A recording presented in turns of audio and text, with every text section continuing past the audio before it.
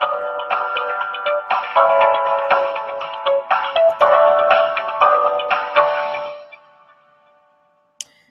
evening and welcome to another edition of Money Talk with Melanie. I am your business diva, Melanie Collette, and I'm coming to you live via SHR Media and High Plains Pundit Talk Radio from beautiful Cape May County, New Jersey, which is not so beautiful today. It's actually been toggling between rain, sleet, and ice all day. So actually, Cape May is not all that beautiful today.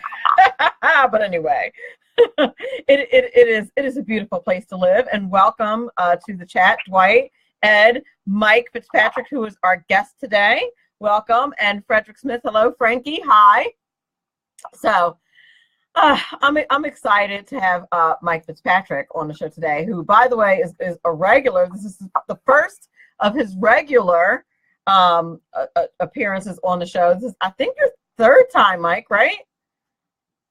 I think in total between this and XM now, I think we're up to 6 or 7. Oh yes, with XM, you're probably right. And Mike Fitzpatrick is a cybersecurity expert, and he's also founder and CEO of NCX Group Security. And he's going to talk to us today about nonprofit cybersecurity. Why pay attention? So, very important topic. Carol Hupfeld, hello. Rob Jennings, hi. Doug German, Abuya, please, if I messed up your name, please do forgive me. Russ, hi. And for all of you all out there in SHR Media and High Plains Pundit Land, I'm just giving a shout out to all the people here in Facey Land who are appearing in the stream. So excited to talk to Mike about this topic today, which was his idea. It was not the fabulous host idea. And actually I thought really good topic and something to talk about. I would think anybody who runs a nonprofit or volunteers for a nonprofit would be interested in this topic because it's a very important one. So I'm excited to talk to him about that in a little bit. Hello, Michael. Welcome to the Facey chat. What else do we have to talk about? The stock market seemed to level out a little bit today. Now I'm just speaking off the cuff, not from my notes. I'm already nervous. I was listening to the business news on the way home, and it seemed like it kind of flattened out and at least didn't close down today. So that was a good thing. And yesterday, after that steep dip that it had last week, which was more than a dip, it was more like a thud.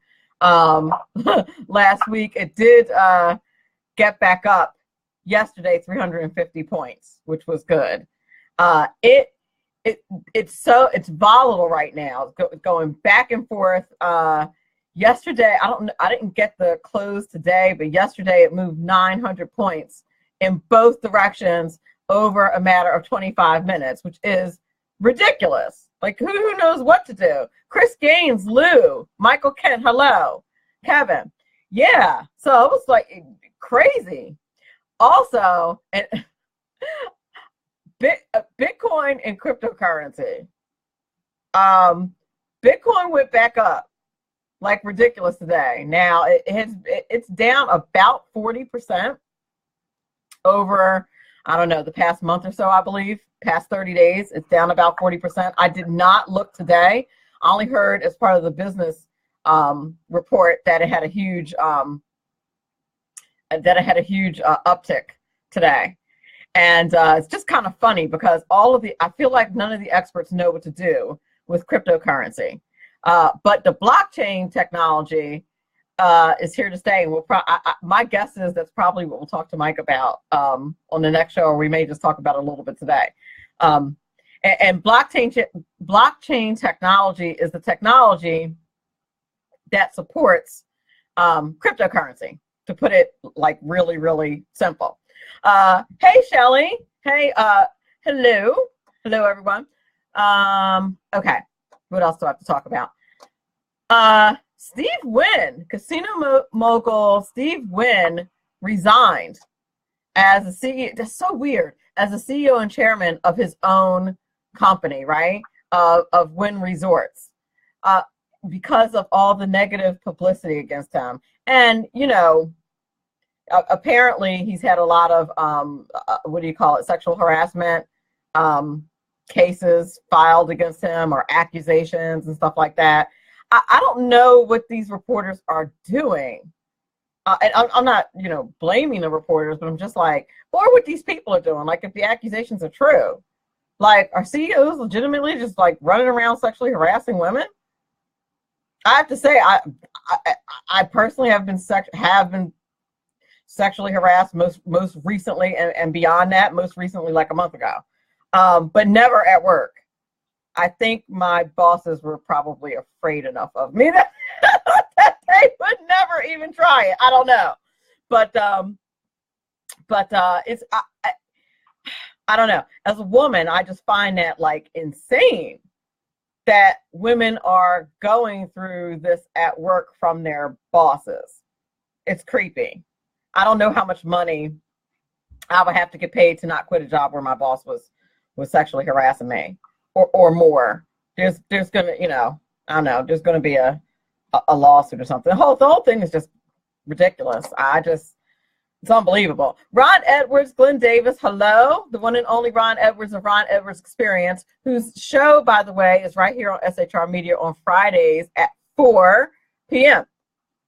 So you definitely need to check that out. If you enjoy the Ron Edwards Notebook, you would definitely enjoy the Ron Edwards Experience. So you need to do that. The House of Representatives, Congress, the House of Representatives passed a short-term spending bill, right? Because the government will be unfunded as of Thursday if they didn't.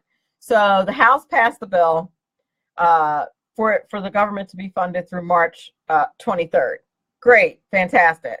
However,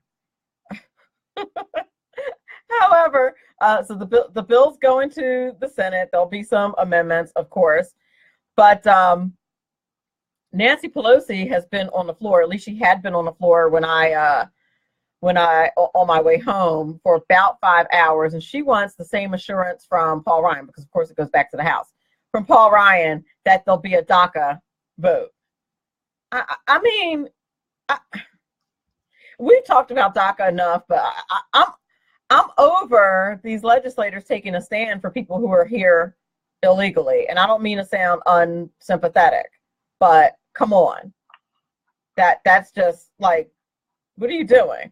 So she wants Paul Ryan to say basically the same thing that Mitch McConnell said for the Senate, which is, you know, we're definitely going to take a vote. We'll absolutely promise to take a vote. And Paul Ryan's like, yeah, we'll take a vote if I have a bill that President Trump will sign. These people, I can't. Listen, 2018, grab your favorite conservative legislator that's up and make sure that they get in and get these other folks out. Seriously. We can't do this much longer. It's ridiculous. Yes, Chris Gaines, the key word is illegal. In my mind, that's the key word as well. I mean, I don't understand. Well, you're breaking up families. No, that was the risk you took when you came here illegally. Like, I feel like, and Doug is right, and it's a new voting base on both sides. Like, Republicans aren't slick, and that's my own party.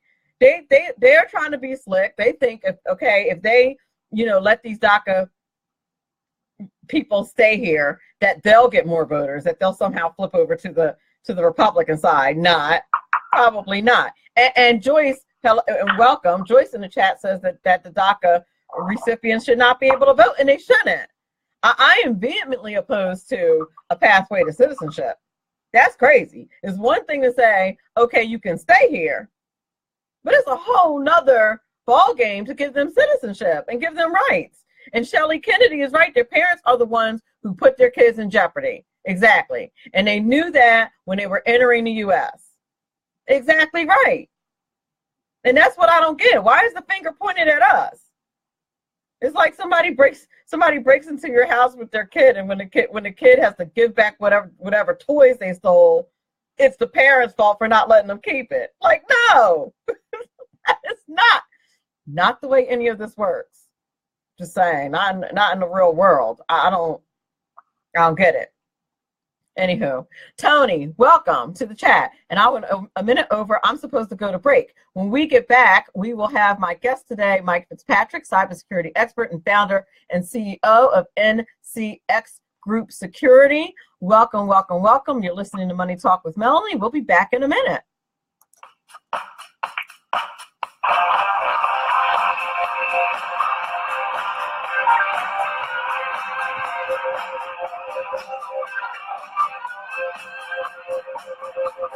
What if Mrs. Clinton had become president? Hello, I'm Ron Edwards. On today's page from the Edwards Notebook, I shudder to think of how dismal our lives would be with a Mrs. Clinton administration. For starters, God-given rights that are recognized in the United States Constitution and Bill of Rights would be under an assault far greater than what occurred during the Obama regime. The deep state dwellers would be literally drowning out our exceptional nation way of life under a sea of regulations, some of which could be connected to a United Nations-inspired eradication of our national sovereignty.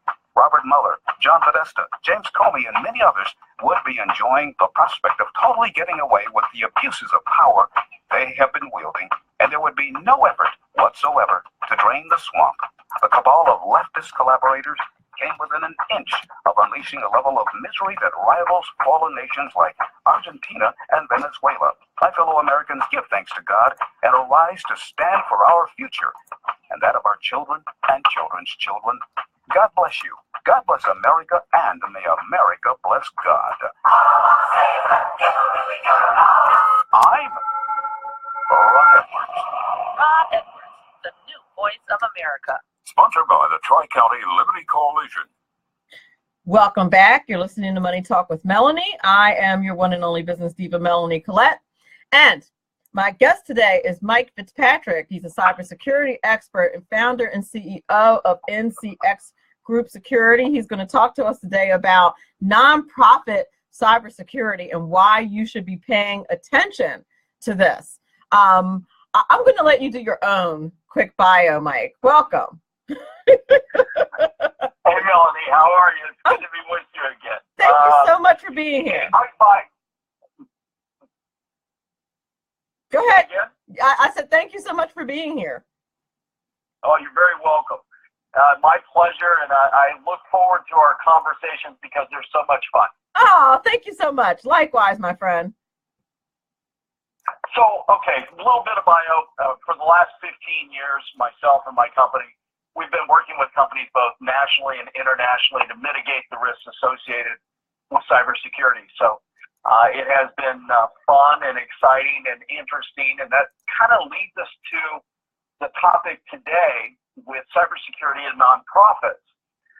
Through a conversation with a mutual friend that we have, Mr. Lonnie Poindexter, the subject of cybersecurity and nonprofits has come up a few times. And as I start to look into this, it is becoming quite concerning because it's not even a conversation that is being had within the nonprofit space. It's not being held at seminars, webinars, college courses. It's not even something being discussed in the boardroom. Why we should care is a couple of different reasons. I think we all give to different nonprofits, whether that's a church, whether that's the Boys and Girls Club, whether that's Boy Scouts, whether that's your alma mater and maybe your alumni foundation. So we all give and we all donate to these entities. You would want and you would hope that the data that they have related to your credit cards, you and your person, your family, would be kept safe and sound. And that may not be the case. And that is super frightening. I mean, it didn't occur to me until you and I chatted earlier today. But any place that you use your credit card is, of course, subjected to that. I was doing a little research earlier today, and they do the same thing to nonprofits as they do to other places, to us personally. Email scams and stealing data. And what better place than a nonprofit than people who are donating money, who people have disposable income? Well, exactly. I mean, it's high net worth individuals that are usually the big fish, as they say, with nonprofits. And myself being the CEO of a nonprofit, that's part of what prompted this as well, is looking at some of the software tools that are out there, and really being responsible for that donor list. Because at the end of the day, that's the one thing that a nonprofit has that's really of value, and that's the donor list. If the donor list is compromised, if it's hacked, then that mission that nonprofit has is done and over with. We know and we've talked about this before, on the small business side, or on the business side of the world, small and mid-sized businesses in 2017, over 53%, I think it is now, were breached somehow, some way, whether that's ransomware, whether that's phishing, whether that is an insider threat, whatever the case is, they were breached. Of that 53%, 66% are out of business within 6 months. We know those to be facts. Indeed. So with nonprofits, you take a look at the fact that they're really not, this isn't a conversation point. They're not even having the basic conversation around protecting data. They may very well just be having that conversation, or the assumption that because we've outsourced our data to one of these third-party companies to run our campaigns, they're responsible for the security. That's not the case either. Just because you've outsourced it there, more than likely than not, that company that you've outsourced it to takes no liability for any lost data, any security breaches, any downtime, anything. They're just providing you a platform at the end of the day. So we need to think through this a little bit more. These nonprofits need to think through it a little bit more. These churches need to think through this a little bit more, because the damage to their brand, to their reputation, to their mission, more importantly, because we're talking about organizations that affect change in this country and within society and do great work, most of them, they could all be gone in the event of a cyber breach. Absolutely true. And I was reading one article that talked about how this one nonprofit was held hostage. Their list was held hostage for, I think it was $43,000. So there's that. I mean, sometimes the goal is not to necessarily get a hold of the donor list or of the financial information. Sometimes the goal is just to get a quick hit and get out, such as holding a list for ransom. Well, that's a great example. It's really interesting. I saw a study the other day, and it was related to phishing, and how phishing, the two easiest targets for phishing types of attacks, basically social engineering through email, that the two industries most easily manipulated, one is the insurance companies, believe it or not, and number two is nonprofits. Indeed. They'll respond to anything. They'll click on anything. And see, that's the scary part. And nonprofits, just to be clear, I mean, that includes not just charities and places like that, but nonprofit hospitals, access to your medical information. Schools are nonprofits. I mean, they're government entities, but believe it or not, they're kind of the worst, some of them. So private schools are nonprofits. And you're right about the hospitals. Under Obamacare, all hospitals could not stay for-profit hospitals. They had to become nonprofits. Exactly. So you're talking about all that access to all your information. I'm laughing about some of the comments in the chat. One of the Keith Little says social engineering is the most common way people get in. Absolutely, for sure. Kevin Stuckey said, why I'm more concerned about why the government is on the on the internet. Why is anything secret or having to do with the national security susceptible to being hacked? Oh, wait, Kevin's under the impression that it's the government's like job to stay out of that stuff and kind of let private sector do their thing. Like, oh, and Shelley Kennedy answered him, and she's absolutely right that the government created the internet. And by the way, a level in a branch of our armed forces created the dark web. Thanks, government. And then just left it there when they were done.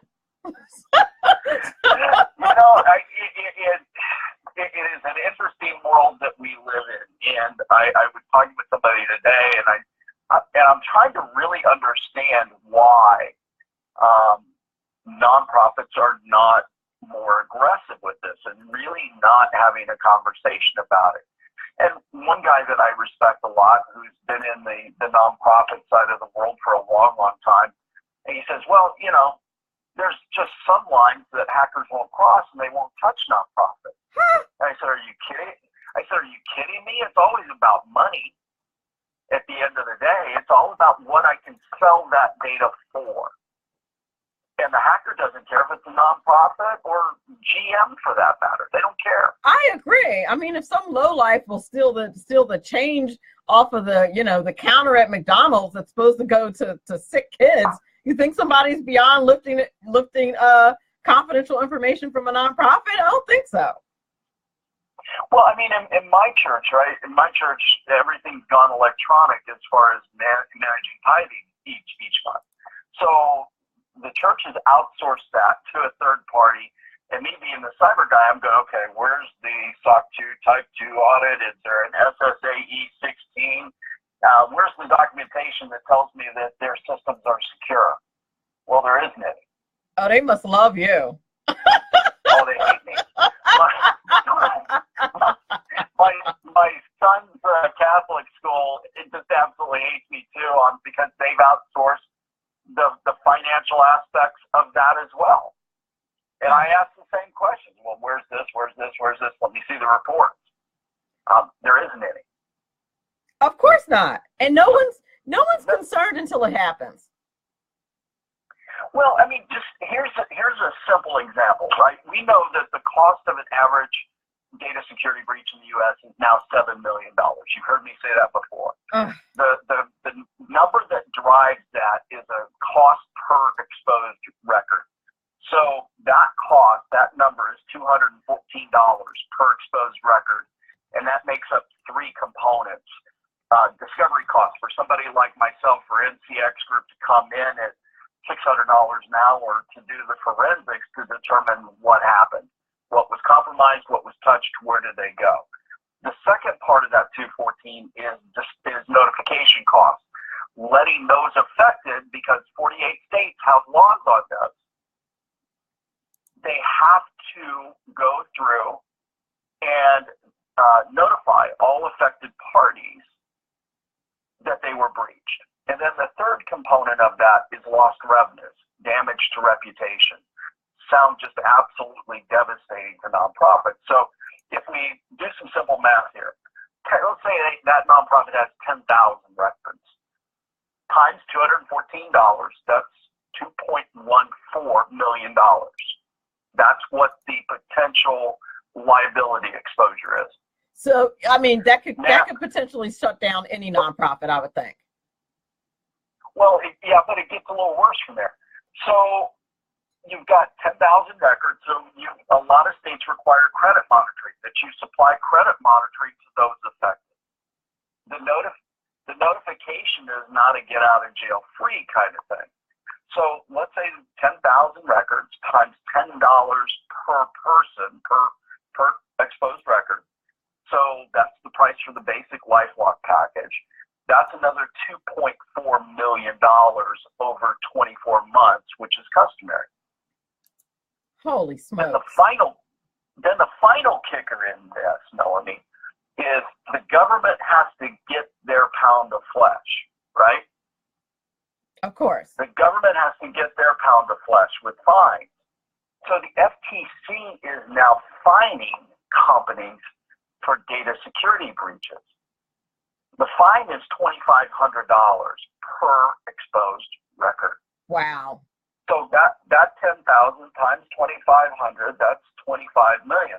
In total, that's $29.5 million. Who's going to survive this? Right. I agree with you. And there's no carve out for the nonprofit, sector from a financial perspective. No, the only carve out really from a cybersecurity and even a notification requirement that I know of is here in California, that not our local governments are excluded from notification because of, get this, the amount of burden that would create for the government employees. Wow. Wouldn't want them to work too hard. No, whereas business has to deal with it all the time. Right. Of course. And they just have to deal. Right. Exactly.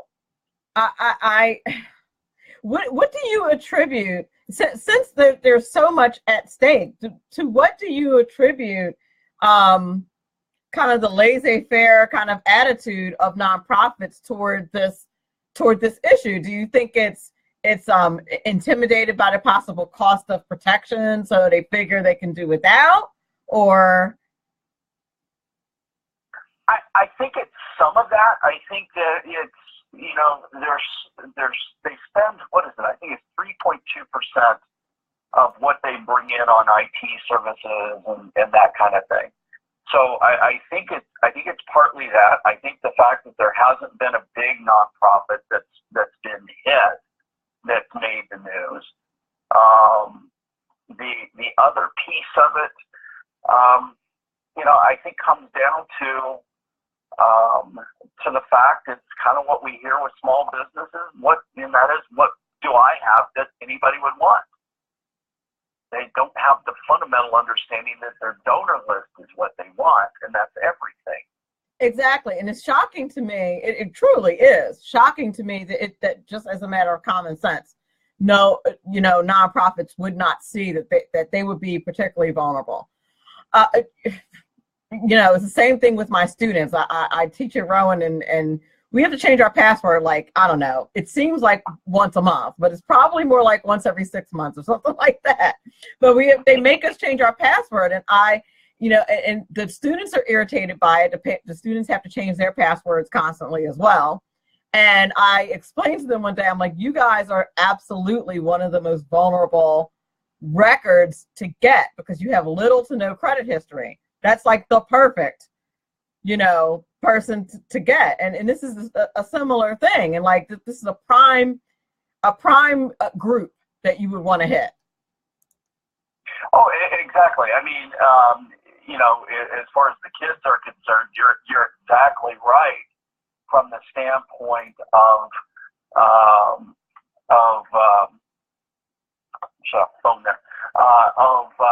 the children. If you use an example, little Johnny hits first grade and his identity is lifted through a cyber breach, it's going to be 13 years before little Johnny goes off to college. That's usually when little Johnny ends up finding out that his identity has been trashed, he can't get any student loans, he can't rent an apartment, and his life is already over before it begins. So very true. That is so very true. And you don't know until you start using it, and so you have to be so.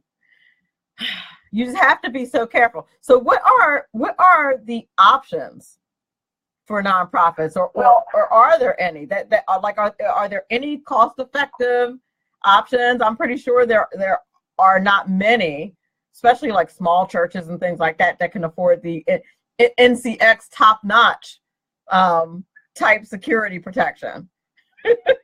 Well, I mean, it's really funny that you say this, because for the last year, we've been working with a number of insurance companies. The insurance companies, and this is important for all the business owners that listen to you, the insurance companies are taking a bath in cyber breaches as it pertains to general business insurance, general liability insurance, errors and omissions insurance, as well as directors insurance, directors and board insurance policies. The cyber breach insurance, it really doesn't cover a whole lot, but we've been working with probably 6 of the world's largest carriers over the last year to develop a baseline assessment that will provide a maturity model that they can write a policy against at a discounted rate because your cybersecurity is better than the average. The potential of impact to them is less. So that is a place where I would start. And what I like about this is it's a very simple baseline assessment. It goes through, it adds some options in there, whether that's a phishing test or an external network scan or even a website test. But it gives you a clear roadmap of what you need to do to secure your environment step by step. And then the final piece of it is we actually stay with you for a year to answer any questions that you have, things that might come up. Every business has an attorney. Every business has a CPA. Every business needs to start thinking about a cybersecurity expert for that business. And that's not your IT guy. It's a different discipline. You need to find a cybersecurity guy. It certainly isn't. And the cybersecurity threat continues to change and grow. I mean, over the past, I think, 2 years, the increase in cybercrime has gone up something like 250% just over the past 2 years. So there was a new stat that I saw yesterday. By 2021, cybercrime will top $6 trillion a year. Wow. $6 trillion. That's outrageous. That's crazy. And, you know, I actually know someone who's going to school for cybersecurity. And I don't know if it was you that I talked to or somebody else who was saying that, you know, going to school is fine, but it just tends to be behind the level of crimes that are perpetrated. Like by the time you get out, they're doing something completely different just because of the nature of technology. Well, and I think it was a conversation that you and I had. Yeah, I've had, there was a gentleman that I spoke to that served our country, Marine, wanted to go back to school, and he was asking me about getting a degree in cybersecurity, and I said, I think it's a waste of time and money. From the standpoint that by the time you get out with that 4-year degree, you're going to be $200,000 in debt, and you're not going to be marketable because you have no real world experience. And what you've learned in school is going to be out of date. So go find somebody that will take you on as an apprentice, show that you have aptitude, you have skills from the military, you know, put them to work in that security practice.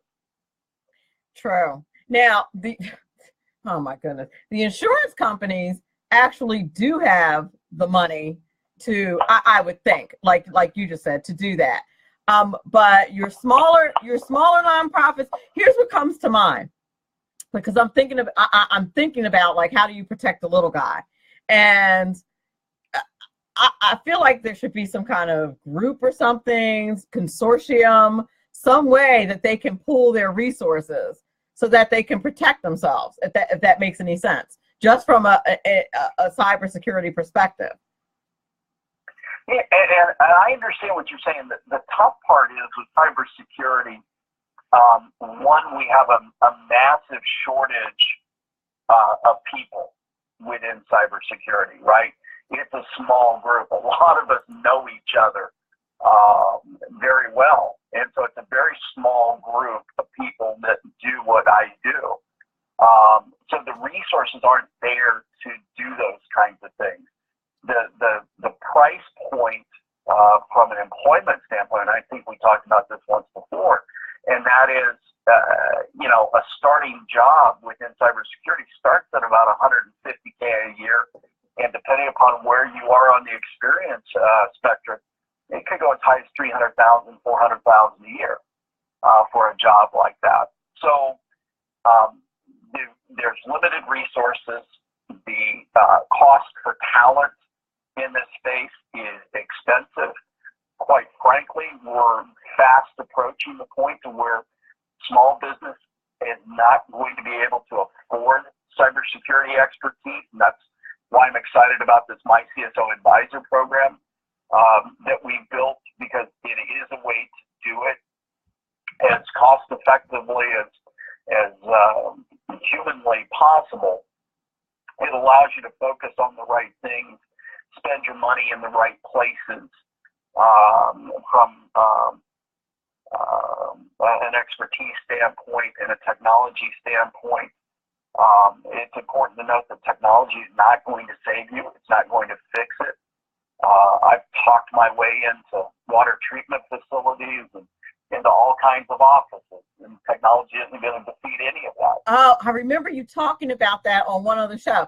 I'm going to take a quick break, and I want you to talk about that, because that is a non, that's a non-technology way of getting to your technology. And that is insane. When you talk, and I can't remember if we were on the air or off the air when we talked about it. It might have been on the air, but I'd love for you to talk about that when we get back. You're listening to Money Talk with Melanie. I'm your business diva, Melanie Collette. My guest today is cybersecurity expert, founder, and CEO of NCX Group Security, Mike Fitzpatrick, telling us exactly why it is that nonprofits should care about their cybersecurity. We'll be back in 1 minute.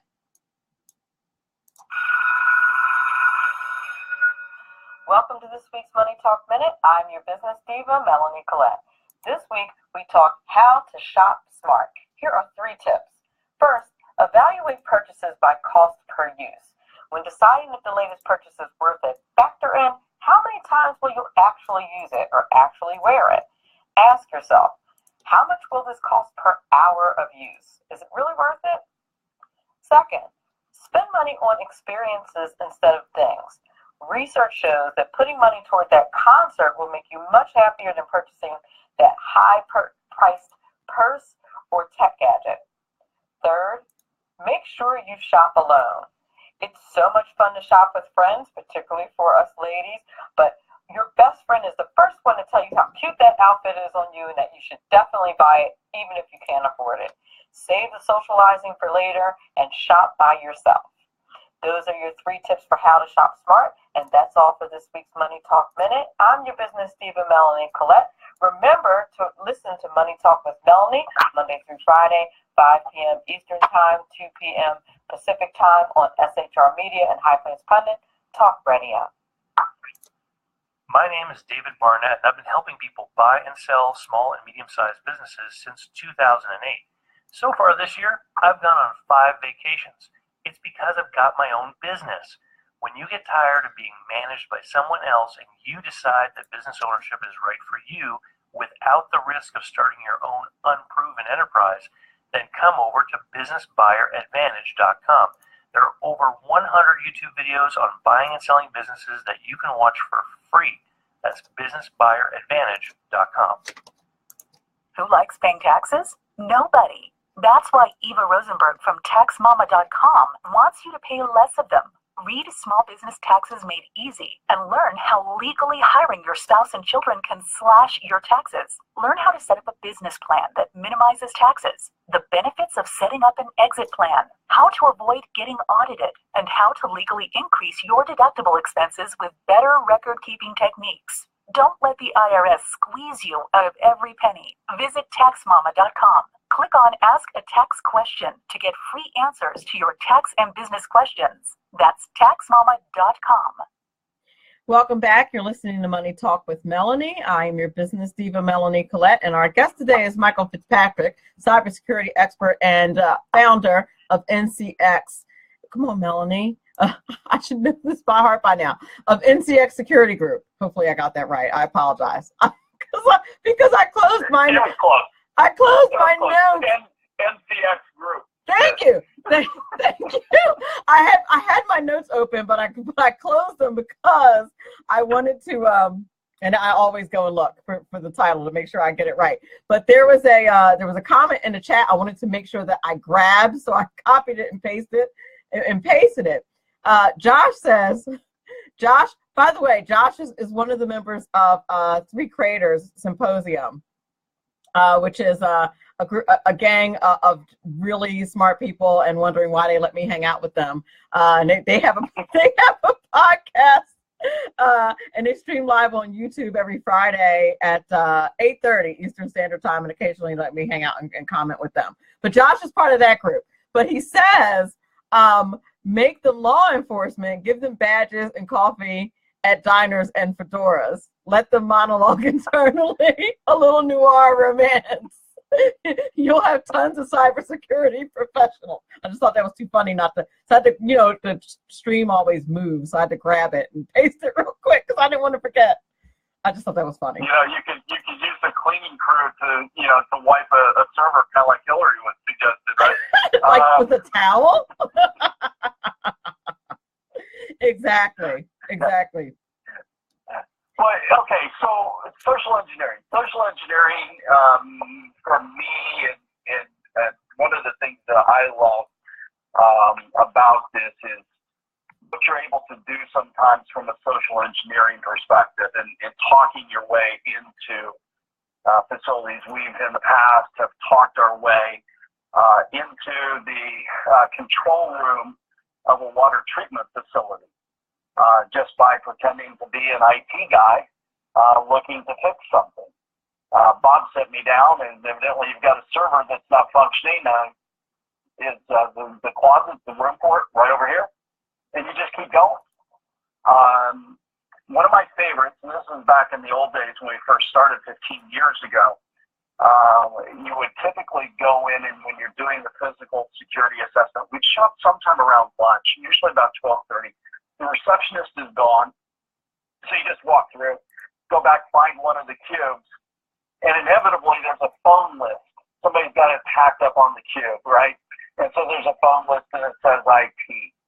And in this particular time, HR didn't really let IT know that there was a new employee starting. You would just call IT and get your username and password for the systems. So in this particular day, called in, got a cube, called IT, and said, I've started. HR has told me to call you guys and get a username and password for the systems.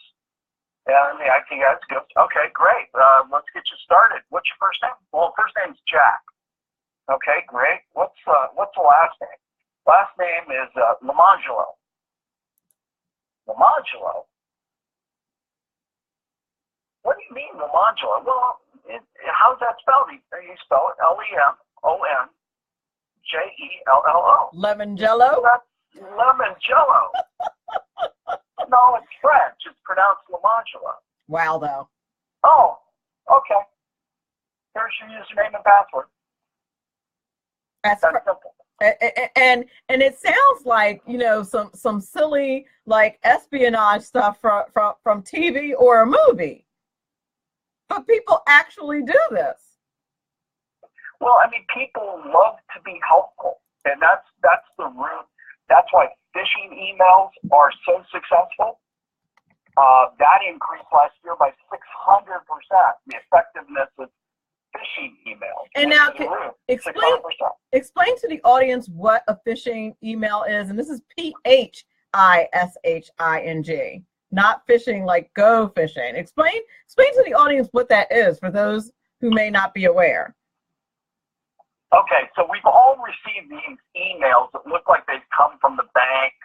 The ones I inevitably get are the ones that are from any other bank but my own, asking you for your social security number. You need to update this. When your banks aren't going to do that. They're not going to send you anything like that. The IRS isn't going to send you anything like that either. The Nigerian email scams, those are phishing emails. They're trying to get you to bite on something. The most popular one right now, quite frankly, is Netflix. That your Netflix account needs to be updated. The credit card needs to be updated. I heard that the other day on the news. Yeah, I heard that. And it's really the way they're doing it. I mean, why wouldn't you think Netflix is doing that? I mean, what Well, you wouldn't give that I would think you wouldn't give that a second thought. And, you know, Netflix is really important. It just is. Well, think about the fact that we're now pretty much all on mobile devices, right? So when you see something come through in your email on your mobile device, it really doesn't have the header that it does, the information that it does, like you would see on a desktop. So you just kind of see the logo that says Netflix, and you press the button and you go. You know, we did a phishing test a while back when we announced this new phishing service that we have. And we fish companies like a hacker would fish companies. So it's not generic. And so we go after them the way the hacker would. In this particular case, this is a company that we had done business with for 9 years. I know what their security program is. I know how they train. I know what they do. And I wasn't expecting the results that we got. The results were really interesting. They have 500 employees, so we broke it into 2 emails. One group of 250 received an email that looks like it came from their chief information officer. Name, company logo. We spoofed the domain to make it look like it was internal. The email was very simple. It said, "Hey, Bob, I wanted to let you know that we were hacked last night. Use this link to reset your username and password, please. Thanks, Don."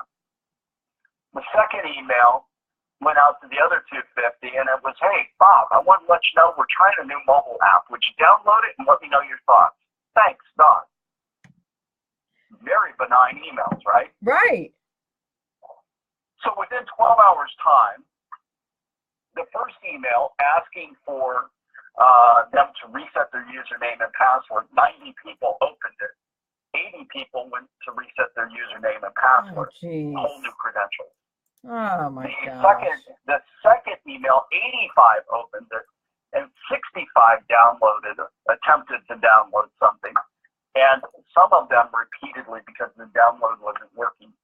So within 12 hours' time, I had my choice in how I'm taking that company apart.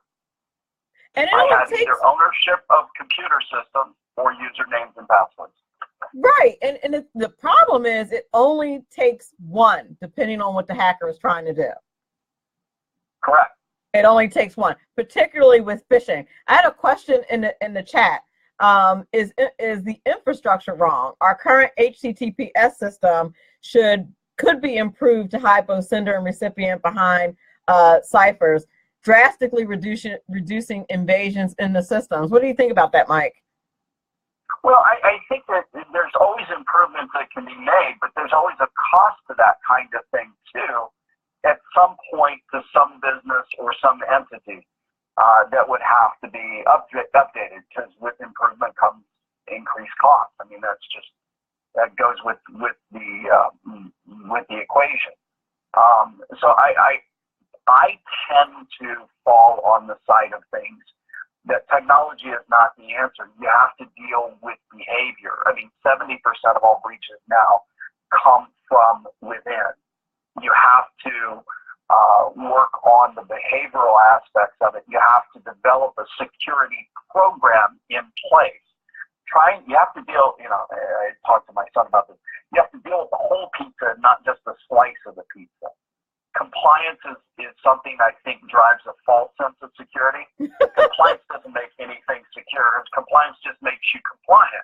Congratulations. Well, you're a teacher. It's a gold star. Congratulations. You completed the busy work. Right. I'm laughing. I'm laughing because the person who posed the question, Josh again, said, "Good point. Hard to fix. Stupid." That's what made me giggle. It is true. Exactly. It's true. Exactly. Duct tape won't even work with that. No. So you have to develop a program. You have to work with what is most important to secure. Going back to what we talked about initially, nonprofit. First and foremost is securing that donor list. Who has access to it? How you ship that off to your third-party companies. Are you actually doing the basics of reading their terms and conditions and what they're going to be liable for? Because if you're thinking that they're going to be liable for your data and a security breach on their premises, they're not. And you know everybody's you're reading still liable. everyone's reading their terms and conditions very thoroughly before they click agree. I know I am, most definitely. Absolutely. Everybody clicks through those things as fast as possible. I think Apple's terms and conditions are up to about a 14 or 15-day read now. You're probably the only guy that emails them back and like, yeah, I have a problem with item 3A, and also. How do I redline this? I need a redline copy, please. I need to redline this. Exactly. The poor people at the Apple Store. I don't envy them when you walk in. I don't. My wife just rolls her eyes and shakes her head. No, I mean, you have to develop a program. You have to do the basic blocking and tackling to make your environment secure, to make sure your employees know that security is important to you, to make sure that the companies that you do business with, you can actually share with them what your security is, not what compliance measures you pass, but what your security is. Very true. Now we're approaching the close. I'm sorry. Go ahead. Go ahead. No, I was just going to say that's so important today. And businesses are missing opportunities to grow revenue because they're not spending any money on cybersecurity. And there it is. That was probably the line of the show. You're missing business opportunities to grow by not addressing this issue. So if someone wanted to get an assessment or avail themselves of your services over at the fantastic NCX Group Security, how would they do that? The easiest way to get in touch with us is through the website, ncxgroup.com. If you'd like to track what is actually going on, I think we publish somewhere between 10 and 12 articles a day on Twitter with things that we think are interesting in this space. We actually have a lot of clients that are using that to teach their employees, creating a security awareness program within their businesses. So that's at NCX Group on Twitter, at NCX Group on Facebook. One point to growing revenues, we have one client that we worked with because of the security measures that we worked with them on and developed over 6 years period of time. They were awarded a $20 billion contract for service fees for servicing mortgages. $20 billion over the term of the contract. $2 billion a year. Whoa, that's amazing. That is amazing. And don't you have a podcast too that is actually very, very good? It's fantastic. Thanks. I do have a podcast. You can catch it on Anchor. Go to anchor.com and it's called Bite Size Security. And what I try to do is like a 5-minute talk on something that is a consumable, something small, just a bite. It's very good. You should definitely check it out at anchor.com. NCX Group.